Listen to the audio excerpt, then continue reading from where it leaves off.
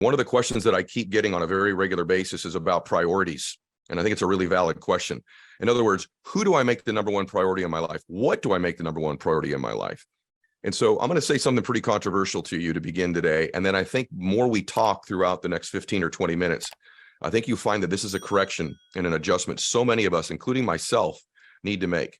The number one priority in your life, I'm exclusive of God and your faith, but in terms of other people or focuses of yours, the number one priority in your life needs to become you. Yeah, you. And I know initially that sounds selfish, like me. And for so many of us, that's a foreign concept, to make ourselves a priority. Isn't that crazy, by the way? That it's a foreign concept for so many of us to make ourselves the number one priority in our life. Most important person in your life as a human being is you, because you can't begin to serve other people. You can't pour from an empty cup. And so many of you, I mean all people, but particularly the ladies, you're constantly serving other people and caring for their needs first, and you always put yourself last. And I know a lot of you men are saying, hey, brother, I do the exact same thing. I care for my family. I care for the people that I work with, my friends. And at the end of the line is always me. And what ends up happening is our cup is empty, and we have nothing to give those very people that we think we need to be serving and contributing before ourselves. That's why when you're flying on an airplane, they always tell you, put your own oxygen mask on first before you put it on even your child. And I always thought when I was flying, that's crazy. I'm going to put it on myself and what? But I can't begin to help other people if I'm not breathing myself, if I don't have energy and life force myself, if I don't have the cup full in my own life, I can't continue to pour into people. And that's why so many of us feel depleted and tired and fatigued, lost in our lives. Maybe we even feel like our focus isn't where it needs to be. Maybe we lack a happiness in our life. And it's because we're constantly focusing outside of ourselves, and we have no reserves, no energy, no time to create and think and innovate and renew and be born again in our lives. And again, I'm not talking about exclusive of God. I look at the relationship that you have with whatever your faith is. You and God are one, right? You're one. Part of that renewing of you, that energizing of you, that refreshing of you should be focusing on that relationship with your higher power. So I'm not talking about that. You know what I mean. Put your own mask on, fill your own cup. And in our lives, we don't do this. And what ends up happening is we belong nowhere. And I want you to remember a few things. The people in your life that you want to help most need the best version of you. They need a version of you that's growing. I often say that if I'm the same person next year at the same time that I am now, I'm of no value to you because you already had that version of me. I want to be replacing myself every year, every day. You know, naturally inside our body, our lung tissue, our bones, everything is renewing itself on a regular basis, part of nature. But is your mind renewing? Is your spirit renewing? Is your energy renewing? Probably not, because so many of you put the needs of everybody else first. Your intentions are great, but you're doing it the wrong way. They're not even getting the best of you. They're not getting the most happy, powerful, blissful, growing, the vibrational frequency you're capable of carrying. The most faithful version of you. They're not getting that. They're not getting the strong you. And oftentimes in life, we don't know what we don't know. We don't even know what we're missing. You may say, no, I'm a pretty good version, even as I give to everybody. You don't know what you're capable of by not putting yourself first. And it's not selfish. It's the most unselfish thing you could do, would begin to prioritize your own spirit, your own energy, your own focus, your own reading, your own growth, your own renewing. Because probably for a lot of you right now, you're somewhere where you don't feel like you belong, right? You're in a job maybe where you don't feel like you belong. Maybe you're in a relationship where you don't feel like you belong.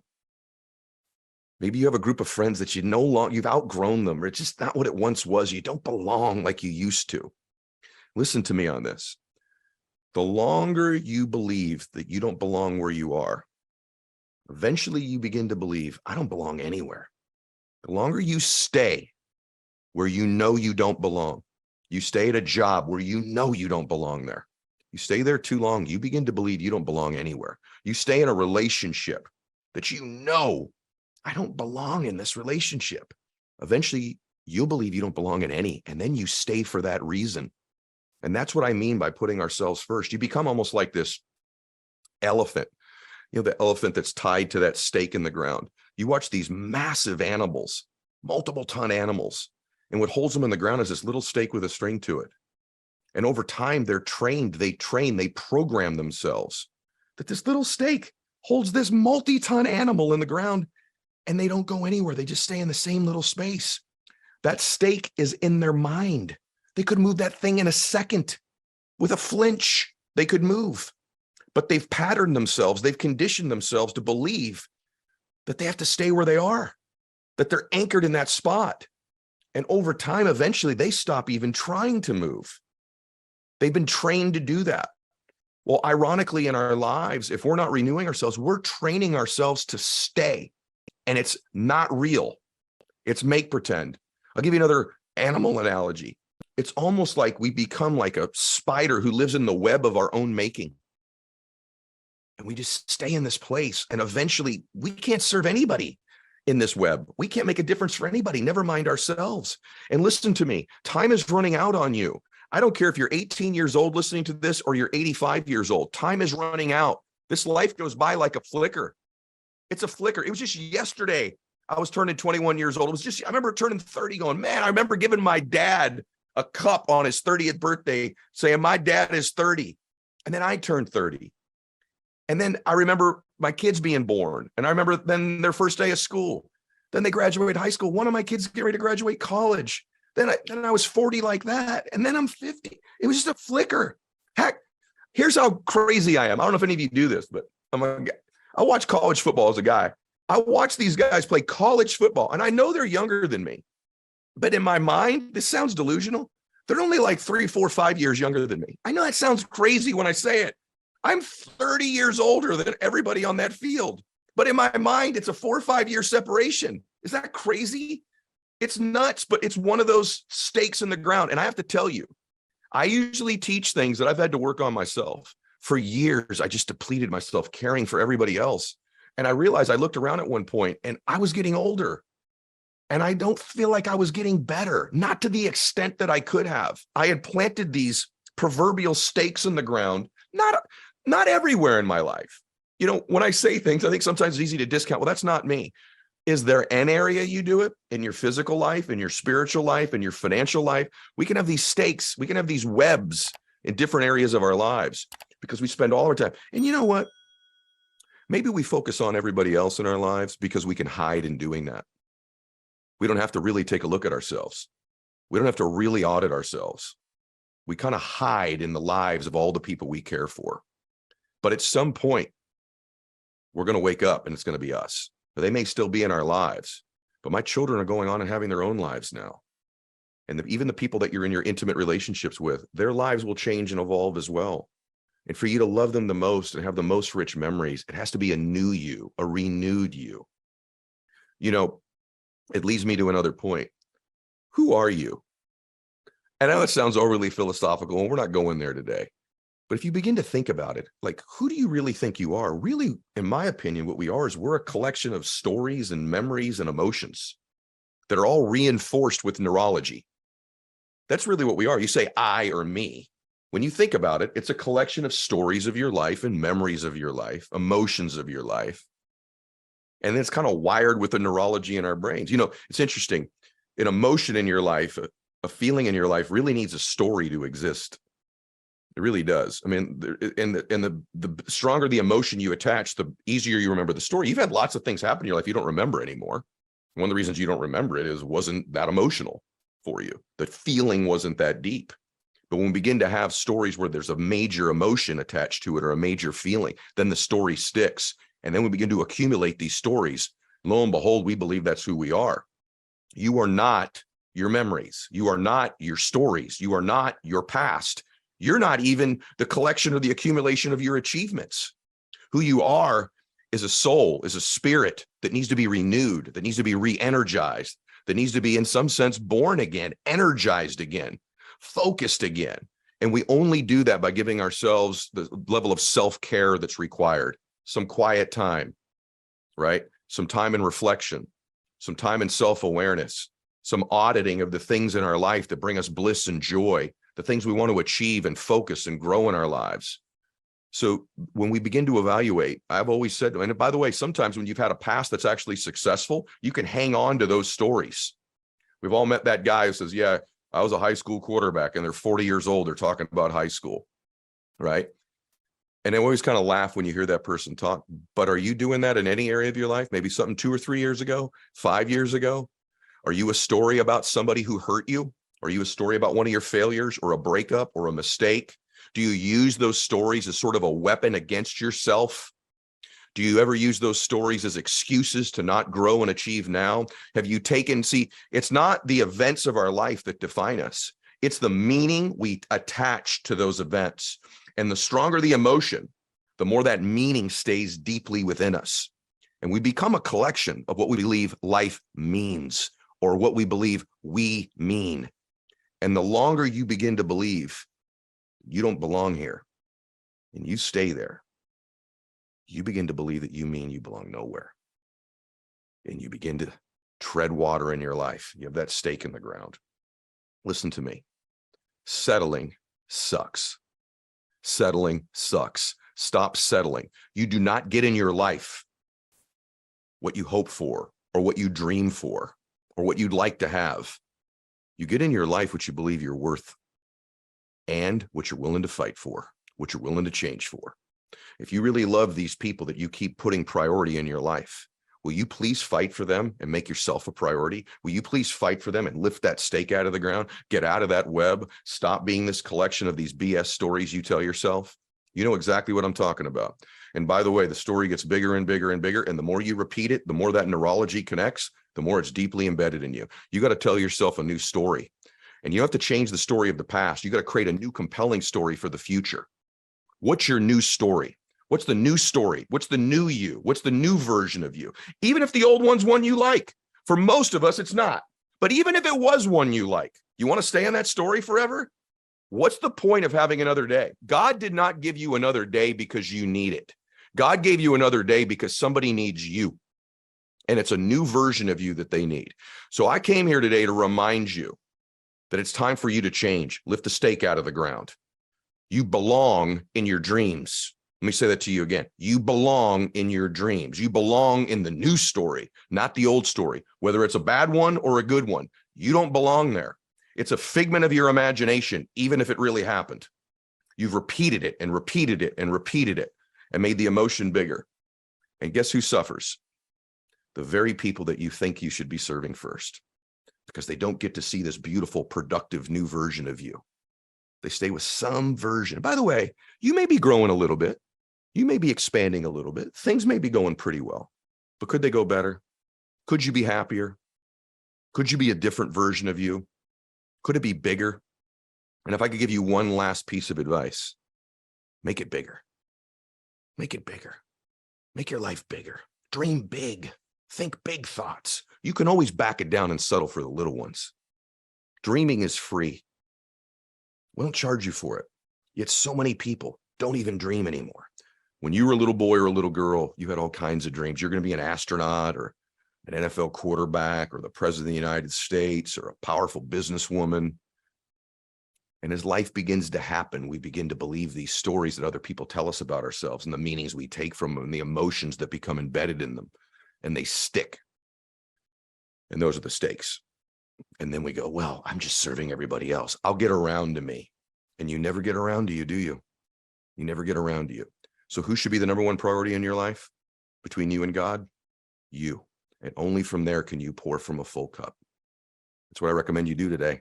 Make these changes, and I think you'll be very grateful that you did it. And more importantly, these people that you love or that you want to lead, that you want to make a difference for, they'll be the biggest beneficiaries. Hey guys, I'm so excited to tell you this right now.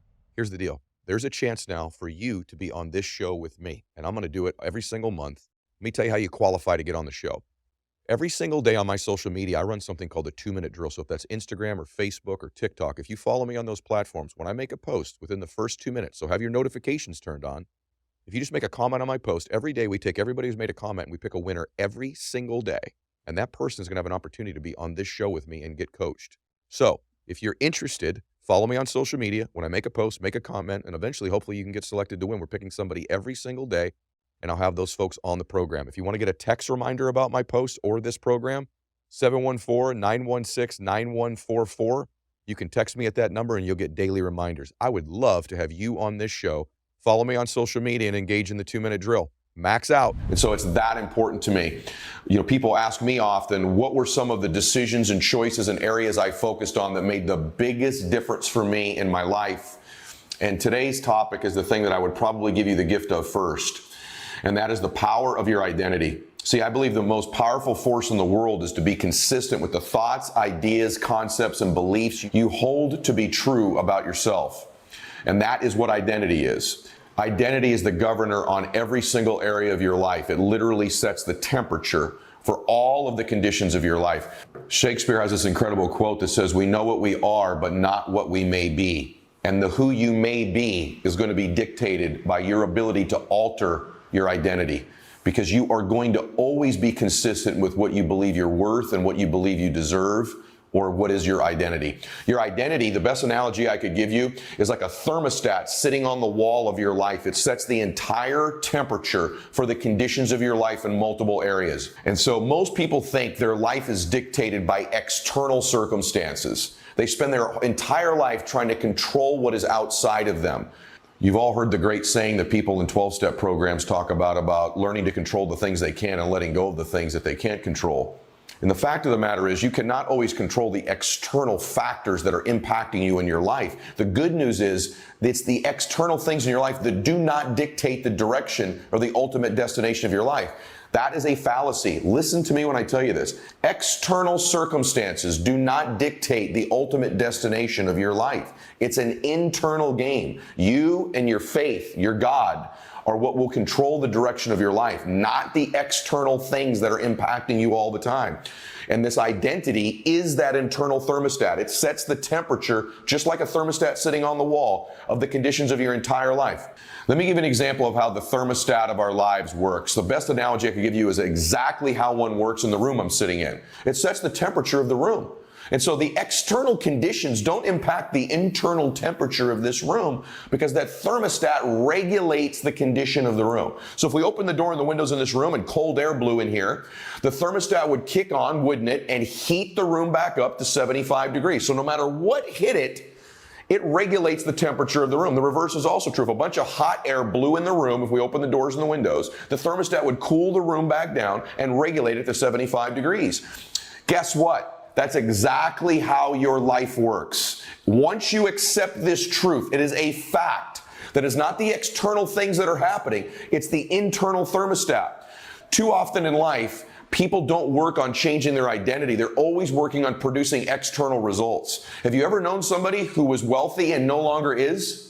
Have you ever known somebody who made a bunch of money and no longer does? How about somebody who was in a great relationship and that relationship no longer exists? How about someone who got in great shape that is no longer in that shape again?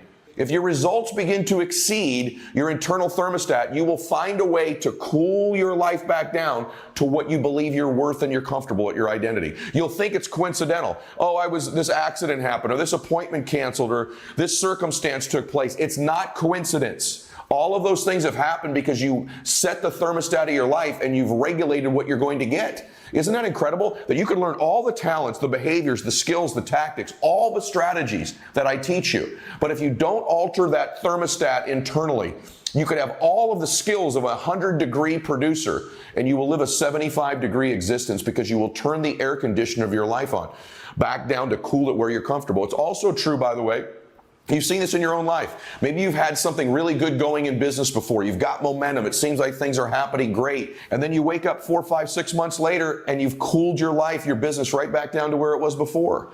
Maybe you'd saved some money at one time and then coincidentally your car broke down, or a bill happened, or there was a run of birthday parties, and all of a sudden that bank account's back to where it always was. It's not coincidental. You've cooled the conditions back down again.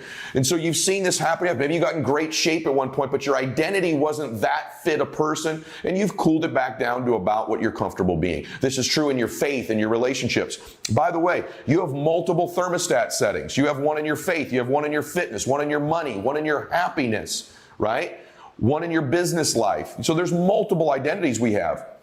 The reverse is also true. There's been times in your life where the circumstances, the conditions were terrible. You thought you'd never get out of it. You're never going to eat again. Well, guess what? You ate again, didn't you? And you heated your life back up to that same place again. So you've proven this over and over in your life, haven't you? So have I, so has every single human being. The governor on our life, the regulator of our life is our identity, which is the internal thermostat that sets the temperature for our life. So the key in life is to learn all the thoughts, the skills, the tactics, and the strategies that can heat our life up in the areas that matter most to us. But if we don't simultaneously change the conditions of our thermostat, change what we're comfortable living at, change our identity, our worth, change the thoughts, beliefs, concepts, and value we hold to ourselves, we will cool or heat our life back to that regulated temperature. And so I'm telling you, the overall key to changing the external conditions of your life is changing that internal thermostat setting.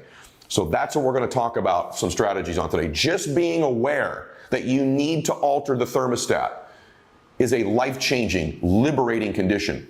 I cover this in very specific detail in hashtag Max Out Your Life, my book. It's a quick read, 100 pages. I wrote it so that every page has strategies on it, no fluff. If you want the book, go to maxoutbook.com.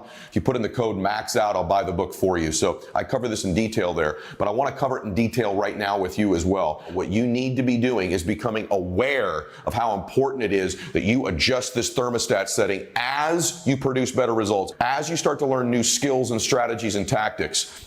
See, you can move from an average business into an extraordinary business with incredible opportunity, but you will produce the same results you're getting in the average business if you don't change that thermostat setting up to 95 or 100 or 120 degrees of what you believe you're worth, the thoughts, concepts, and beliefs you hold true to be about yourself. So it is the regulator on our lives, and it's the main thing I work on with my private coaching, with some of the elite performers I work with in business and athletics, in entertainment and politics, is me working with them on changing that internal thermostat where we can heat it higher and higher and higher so that they can produce the results and the conditions of their life, stay and exceed those levels all the time. In fact, in my own life, I'm always working on my self-confidence. I'm working on my tactics and strategies, my ability to influence, right? My thoughts, all of those different things. But the thing I'm most obsessed about that I know is going to get me to the ultimate version of me is constantly elevating the temperature in the areas that matter to me, adjusting that thermostat setting higher and higher and higher and higher so that I can get those conditions to match it, because it always will. You will always get your thermostat setting, always in your life. So can I give you any insights as to how to change that thermostat setting? I can. Let me give you a couple. The most powerful way and the easiest way to change your thermostat setting is by adding people to your circle, very close proximity, that live at a higher temperature in that area than you do. For example, in your faith, let's just say, you're a 75-degreer in your faith. You've already seen this. You can't possibly begin to regularly associate with good, godly people who pray regularly, who try to live righteously, and they're at 110, 120 degrees of faith in their life, and not have that proximity heat you up. Now, you won't get to where they are. You'll get to somewhere between where you are at 75 degrees and they are at 110. Over time, you become 100-degreer. And you alter the thermostat setting through association. Same in business. If you and I were to hang around each other every single day, and let's say you were a 75-degreer in business, hypothetically, and I don't know that about you, but let's just say you were, and I was 150-degreer, and we hung around each other all the time. Don't you think through that association, especially if you had 2 or 3 or 4 people like me in your life, that just over time, you don't even feel it. You're at 80, you're at 85, you're at 90, you're at 95, and that's where you are. We understand the power of this with our children, because we know at school, the teachers have influence over them, they're mentors, but the people that really have influence over our children are their friends, because they're around them all the time. And so we know it sets their temperature. This is true in fitness. If you're a 75-degree of fitness, and every meal, every day at the gym, all your associations, hypothetically speaking, were with someone who was shredded and fit the way you wanted to look at 150 degrees, you know over time you get heated up. And so you can't be with someone every day. You can't be with them all the time. But the key is to get more proximity in the areas that matter with people whose thermostat setting is higher than yours. I am a product. You are listening to me right now because I've been so obsessed with this concept of adding new associations to my life that live in the areas that I want to improve in at higher temperatures than me. It's my obsession to this day. I'll give you a secret. One of the reasons I even do my show is I know that I'm influencing many of these guests in the areas that matter most to them through our proximity, and in some cases they do it for me. And so I'm obsessed with the power of association, but I don't just associate. See, all personal says, yeah, you're the 5 people you hang around. Kinda. You really are the 5 to 10 people you hang around if you're conscious all the time of studying them, of observing them, of asking questions, of the fact that you should be altering your thermostat setting. That's when it really moves. It's not just hanging around. It's consciously and intentionally spending time with people where you allow it to impact you, where you study them, where you really observe them, where you're open to their influence. There has to be a level of trust before you can do that, where you surrender yourself to them. But it's not just being around them. It's intentionally being around people that alters that thermostat setting. So power of association is the main way to do it. Second way to alter your identity is in a short window of time, behave completely differently. In a 30-day window of time in your fitness life, you shock your system into eating or training completely differently than you used to. Or in your business life, you make 100 times more phone calls, 100 more contacts. You do something in a very short window of time that shocks you into believing, my gosh, I could never go back where I was before. You trick your brain into believing you're different. There's this part of our brain that always wants to be consistent with what we're worth. Well, if in a short window of time I begin to behave completely differently, your brain begins to believe you deserve something differently. When you begin to do the things nobody else is willing to do, you begin to believe you deserve the results nobody else deserves to get. This is important also because it changes the water line. It's almost like a water line in the pool. If you raise it, it leaves a new mark. Have you ever seen that before in a lake or a pool? Where you raise the water line in a short window of time and it just changes the mark in your life. It changes the thermostat setting. So you can alter things in your life in short bursts, and I do this often, in an area where I really need to change. Like right now, I just started back on a really seriously, deeply committed fitness journey. I want to get back and past where I've ever been in fitness in my life. So I'm going to add some of these new associations. I'm going to train with a new group of people because I've been training alone. I'm going back to training with some people that are fitter than me, men and women that are fitter than me. That's my first combination. That'll alter my thermostat setting, our proximity. And secondly, I'm going psycho the next 30 days. I'm going psycho. I'm altering my nutrition and my diet dramatically, my workouts dramatically, and I'm going to shock my system in the next 30 days into changing the water line, changing that temperature setting. That's the second way you alter identity, alter the thermostat setting so that you alter the external results. I've said this to you before as well. See, beliefs are so important to guard. Because once you have a belief, your brain goes to work, and I've said this in another video, where your brain has to go to work to prove your beliefs to be true. Your brain literally goes to work on finding the evidence to prove you right. And so that identity, you're constantly reinforcing it. Let me give you an example of what I mean. If you believe a certain worth about yourself, a certain identity, that impacts the type of action you're willing to take. So if there's a goal you've got set, it doesn't matter what it is, pick a goal. To the extent that you believe it's consistent with your identity is to the extent that you will make an effort towards it. It's a self-fulfilling prophecy, however, because what happens is if your identity is here and the goal is there, you will only make an effort congruent with what you believe you're worth. And so that limited effort you make produces the result not consistent, and it reinforces the belief.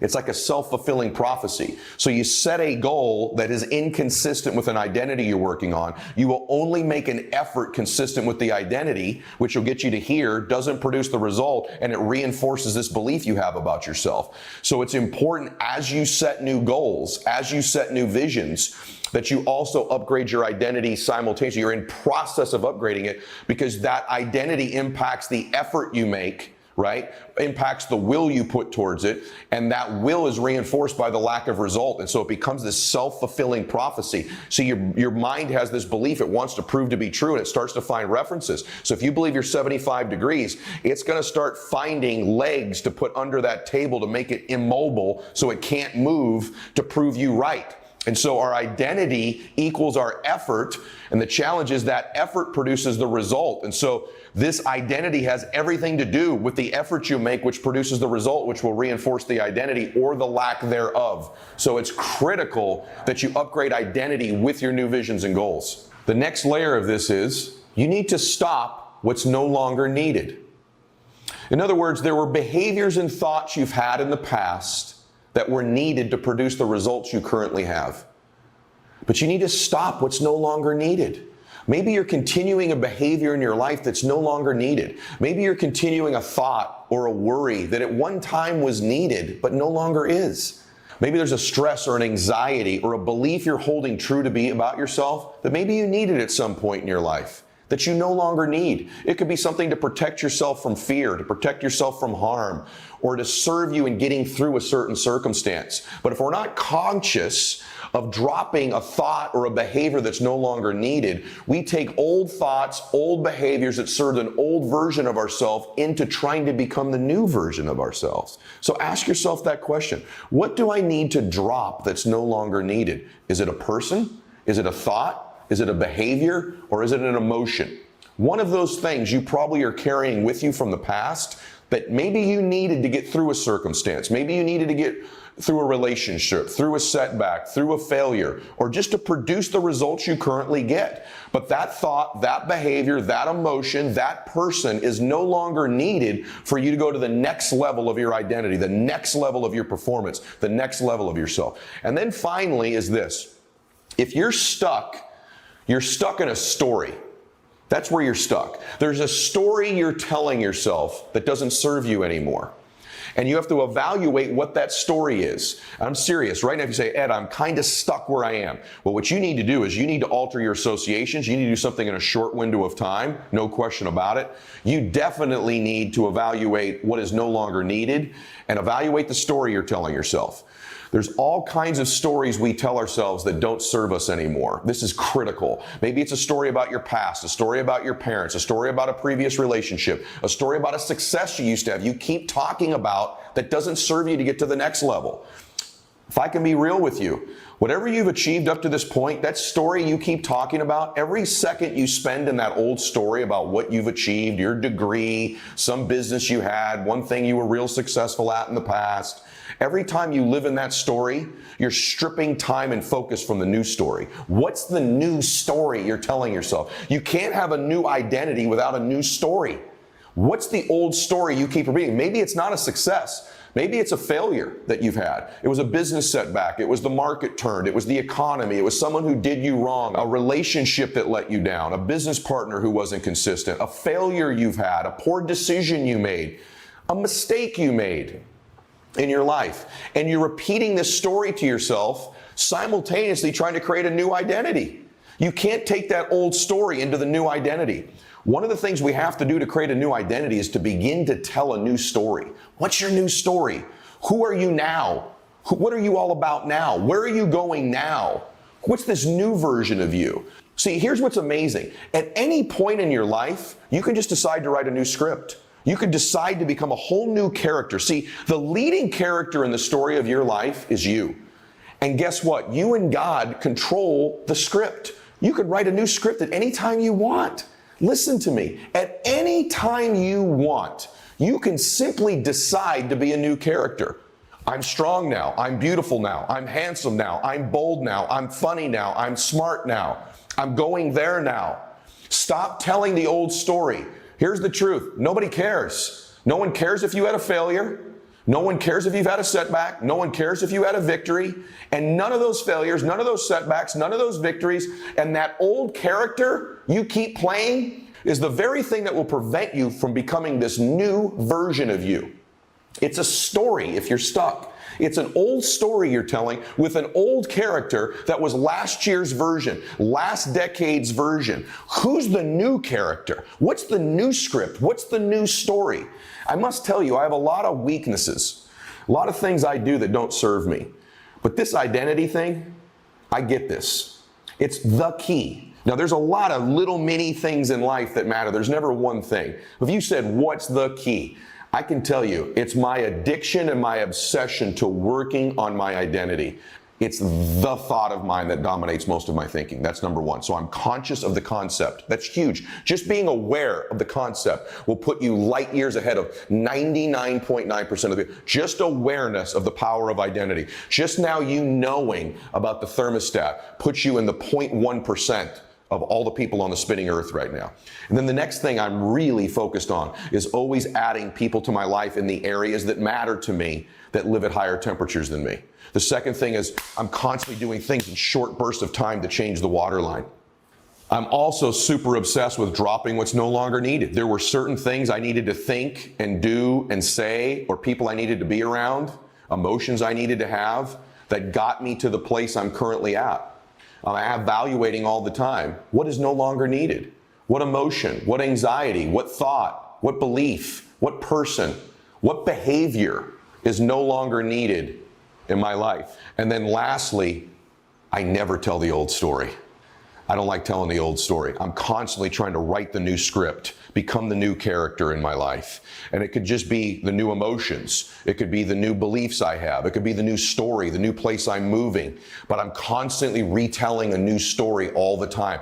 I'm constantly obsessed with writing the next chapter of my life, not reading the previous ones. The happiest and most fulfilled people don't read the past chapters of their life, whether they're good or bad. They are writing new ones all the time. These are the keys of changing the internal thermostat of our lives, and ultimately are the keys of changing the external circumstances of our lives. I know today helped you. I have to ask you a question. I wonder where your confidence comes from and if you've struggled with it. Because you have this very beautiful combination of people that I love, which is they're confident, yet it's combined with a tremendous amount of humility. Yeah. And I'm wondering if you struggle with your confidence in the past or currently, even do you have it now? Yeah. And what are some of the things you do to help yourself, or what could other people do to help themselves with it? Yeah, exactly. Ed, I struggled with my confidence early when I was younger in life, and especially when I stepped up to pastor. Sure. Because there are thoughts telling us, or telling me, I don't want to speak for you, but I think they come to us all saying just what I said a while ago. I'm not as talented as Ed, or I'm not as strong as Phil, or there's always something trying to push us down, to keep us from our potential. And what helped me to build my confidence, a couple things. Let me get this one first. I started playing a different recording in my mind. When those thoughts told me, Joel, nobody's going to listen to you. You're going to get up in front of people and not know what to say. You're going to look like a fool. I quit playing those. They kept coming, but I quit playing them, and I would just replace it with what the scripture says, what God says. Just, I'm strong, I'm confident, I'm well able, this is my time. I just stayed positive toward myself. And you make a good point, Ed, because I don't mean this in arrogance or like, we're better than somebody, but we're not worse than anybody. And I think you have to have a right. I don't think you'll rise any higher than the way you see yourself. 100%. And I think so many people see themselves limited, and hey, the way I saw myself is I can't do what my dad did. I don't have that authority to get up in front of people, and I'm too quiet, I'm too shy. I'm like the coach, I'm too small. But you know what? You got to tune all that out. So I think a big part for me was letting the right recording play in my mind, just changing those thoughts. And I would talk to myself, Ed. Maybe not always out loud, but there were times, especially early on a Saturday night, when I didn't want to get up on Sunday morning and speak in front of people because those thoughts fear was trying to hold me back.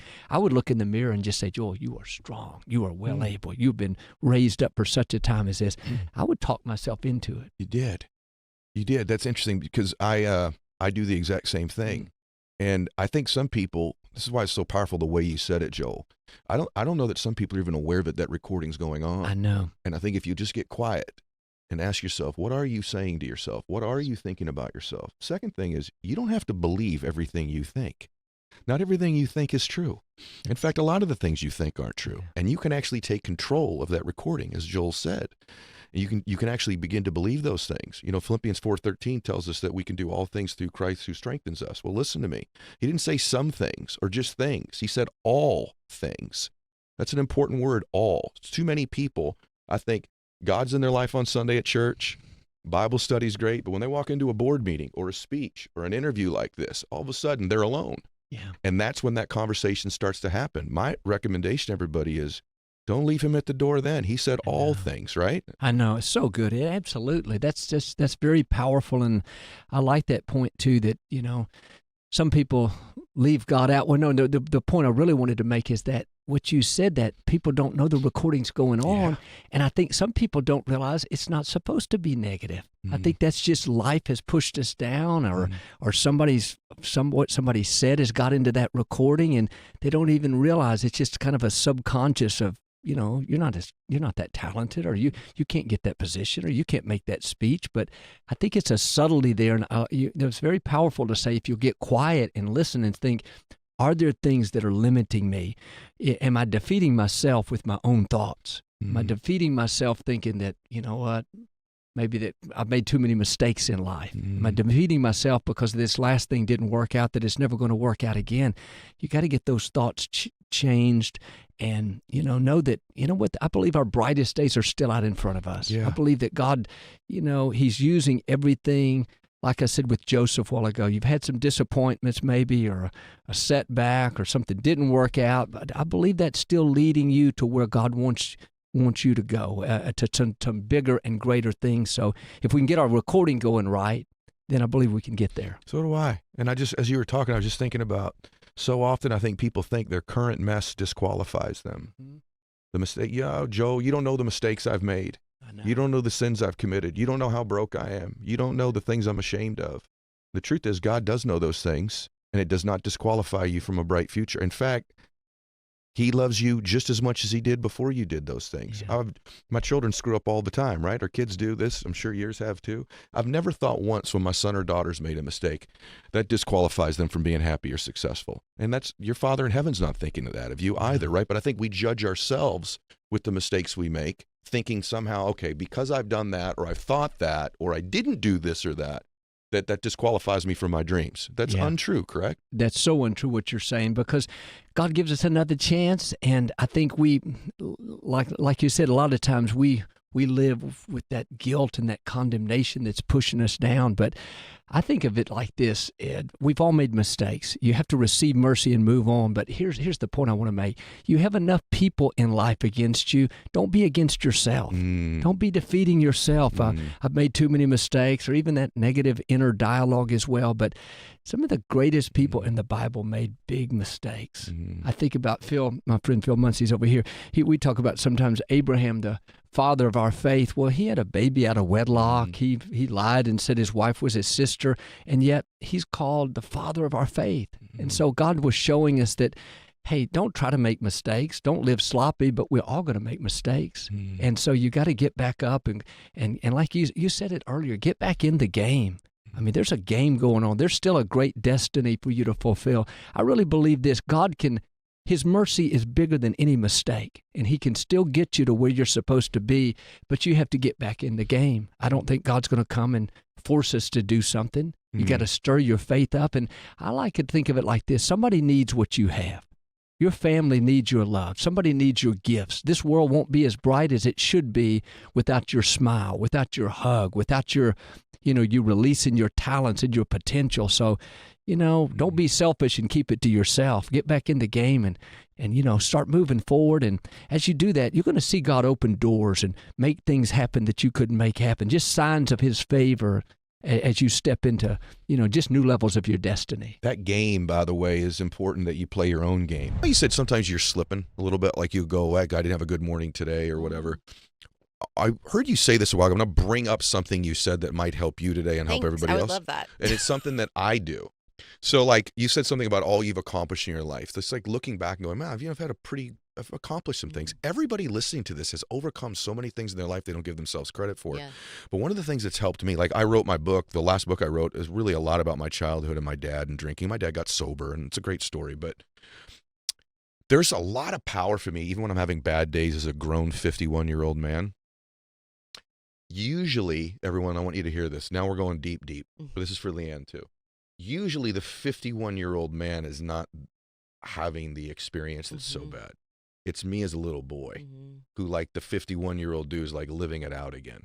Even if he hasn't had, like I'll go 3 months, I'm doing great. I haven't had a lot of anxiety, haven't had a lot of worry. I've had some, and then like, bam, it comes back again. Or bam, imposter syndrome, or bam, I'm insecure. Or one of my new things the last 5 or 8 years has been like, is it worth it? Like I do this thing with me, is it worth it? Just this weird game you play with yourself. And for me, one of the pathways out is I go back to this sounds corny. I know this for some of my dudes listening to this, but I go back to me, the little boy, and I have a little conversation. I don't have the conversation with just the 51-year-old me who's going through it. I go back to the little boy. I just give him a hug and say, hey man, everything's going to be okay. You're going to have a great life. You're going to be amazing. You're loved. You're special. You're powerful. You're giving. And somehow there's a lot of power that happens to me when I go back to him. Number one, I kind of heal that little dude, but it also automatically sort of gives me a perspective that I'm no longer that little boy. I'm 51. I've had a pretty good life in between. You said something. You said, I got to learn, or I'm learning how to love myself as a little girl. Mm-hmm. Like, have you done that? And Yeah, does I did that help this you when you morning. do it? You did it this morning. I did. Okay. I just put my hand on my heart because I know it's activated. Like you're Mhm. saying, I know when this is happening. This is not Leanne, the 40-year-old woman. Yeah. And I just put my hand on my heart. I'm like, it's okay. Like, Mm. it's okay. And sometimes just that moment of breaking the pattern, the mind pattern of ruminating or Yes. whatever it may be, just a moment of compassion Mm. is so helpful.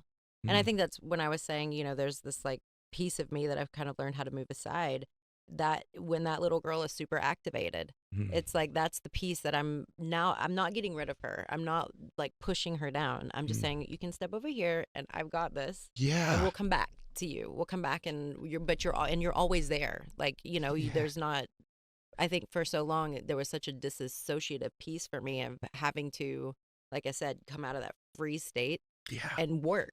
And so I had to disassociate. And so I'm now not disassociating, but bringing all of me into the room. And that means bringing my anxiety and my fear and all of those things right along with me. Really, really good, Leanne. That's Yeah. really, really good.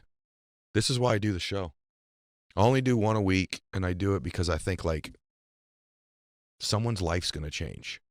And today, like lots of lives are changing because we're just human. With the symptoms of how we live out parts of these wounds we have is different, but the disease is the same for all of us. The disease is very similar.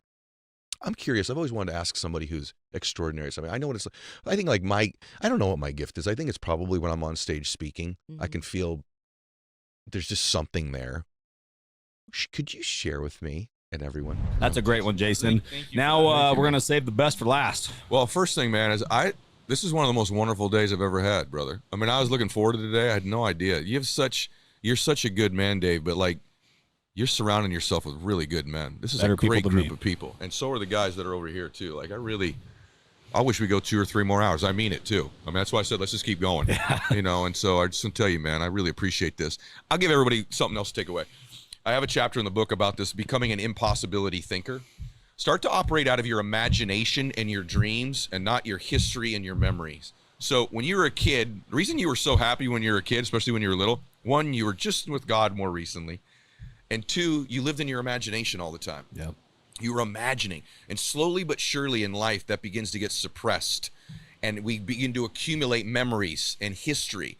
And then we operate out of these patterns of these memories and these histories. And we just sort of repeat the same emotions and the same life with a different set of circumstances with different people. But it's the same stuff out of our history and our memory. But if you begin to create a new life out of your imagination and your dreams and do it repetitively, like give yourself the gift of dreaming more often. And I'm not talking about when you sleep. I'm talking about when you're awake, driving in the car. Like you're a dreamer, Dave. Like you're a dreamer. Bro, listen to me real quick. I don't want to take too much time. First time I flew a helicopter, I went and did a demo flight. I probably had $1,000 in the bank. I went and did a demo flight. It was $50. They were trying to get me signed up for school. After that moment, I was hooked on helicopters. I just could not think about anything else. So I would drive down the road. I'm a 25-year-old man driving down the road, and I would grab the steering wheel as if it was the cyclic on a helicopter, and I would reach down and grab the imaginary collective, and I was driving down the road pretending and visualizing that it was my helicopter. Yes. And guess what? 5 years later, however long it was, I bought the helicopter of my dreams, and now I just bought another helicopter that is even bigger and better than anything I could have ever imagined. It's because I literally, if you can feel the emotions of what you want, it's gonna happen. It does. And by the way, what they wouldn't know about you and I and our friends is we're always texting each other our dreams and stuff we're working on too. Like we live in our imagination and our dreams. That's a perfect example. And by the way, you did one other thing. Sometimes go touch your dreams just a little bit. I used to do this thing. We live at the beach now, but when we didn't have a lot of money, I'd say, babe, if I have a really good 2 months and we close a bunch of sales, let's do one night at the Ritz-Carlton. We'll go do one night, $400 or whatever it was. I'll go play golf. You go get a massage, sit around the pool. We'll have dinner that night. We'll touch the dream for one night. Dude, I love that. And so we would do this right. And if I didn't hit the sales, we didn't go. If I didn't hit the number, we didn't go. But what would happen is, here's why it matters. Your mind gravitates towards what it's most familiar with. So if it's familiar with your worries and your fears and your past and all the stuff you're concerned about, it keeps moving there. But if it's familiar with your imagination and your dreams, and you have the benefit of flying that helicopter once, touching one night of your dreams, going walking at a beach and just looking up at the beach houses, which architecture do you like, which door, all of a sudden that starts to feel those emotions, and you move towards that like you do that governor on that airplane, right? It moves towards it.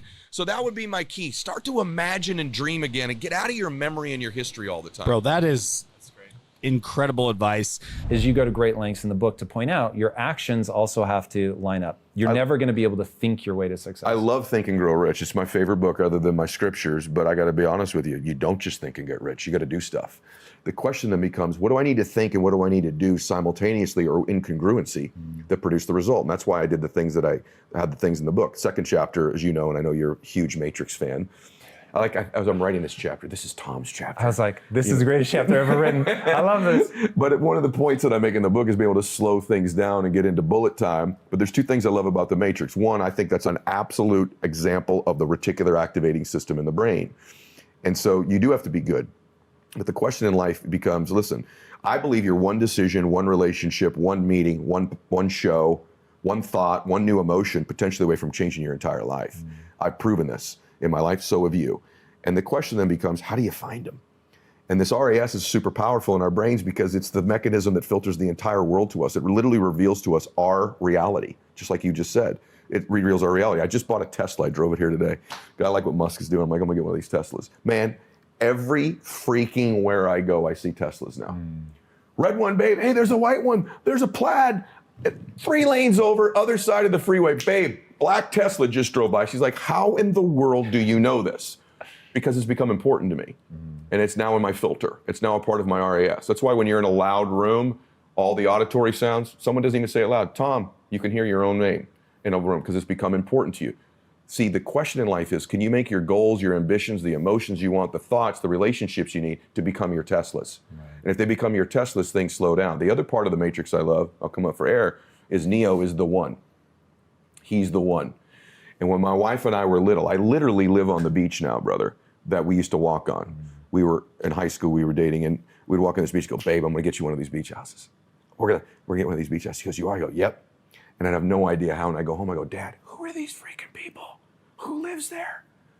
He's like, I don't know who the heck they are. They don't work with me, you know? And I figured something out. When you find a family or a person that's happy and successful, or either one, somewhere back in their lineage, they weren't. That family wasn't. And then the one shows up. The one. And that one changes that family forever. It changes the way they live, the way the world treats them, the way they think. They're the Neo. They're the one in their family. And in my family, I'm the one. I'm the one. I didn't like it. I didn't hope for it. I fought for it. I fought for it. I did the things in this book to become the one in my family. And if you're listening to this or watching it, why don't you consider the fact that potentially maybe you're the one?